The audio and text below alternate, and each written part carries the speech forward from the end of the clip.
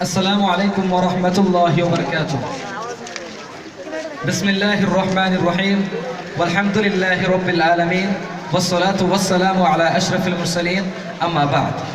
قال الله تعالى في القرآن المجيد إنما يخشى الله من عباده العلماء صدق الله العلي العظيم.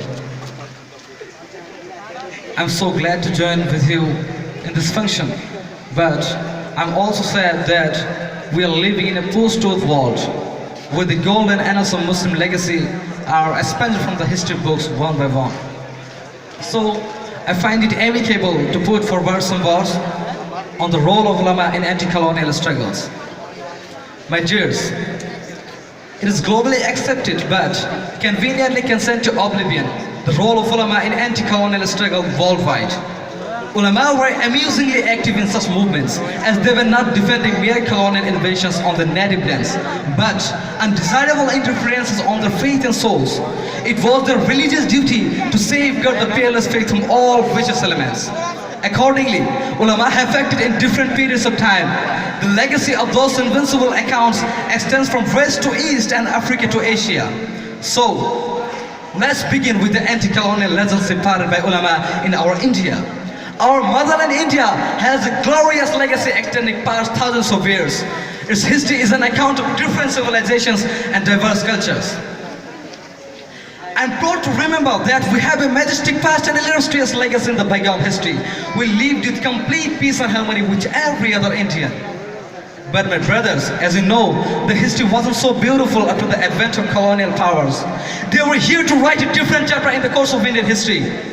It was in this critical juncture, the brave and pious ulama of India stood steadfast against the October-sense of the colonial enemies. The ulama fought valiantly in the battlefields and wrote magnanimous books and penetrating poems, inspiring people to struggle against colonial's heinous acts and devious plans.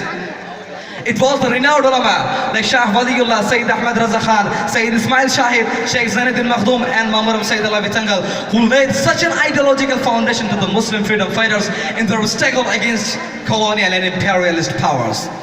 My dears, now I would like to draw your attention to the efforts of ulama in defending the colonial invasions elsewhere in the world. Let's take the example of Badi'uz-Zaman Sayyid Nursi, who transformed the darkest sense of jails, the lighthouses, to brighten his nation with the fresh light of freedom and liberty. He revolutionized the colonized, thus rusty intellectual and spiritual atmosphere of Turkey. Umar Mukhtar, the lion of desert, is an epitome of anti-colonial movements. Being a spiritual leader, he fought until he slashed for the salvation of his homeland Libya from the clutches of Italian invasions. To conclude, my dear audience, right from the beginning, the history of Islam is full of active interference by the ulama. In the modern period of colonialism and imperialism, their role is more obvious than ever before. In the Islamic world, the ulama were the first to question the colonial intrusions. They naturally mobilized the people, but also led them to the battlefront. To them, service to the nation was the part of the service to Almighty Allah. Here I conclude, thanking you all and paying respect to those pioneers to whom the whole world owes a big salute.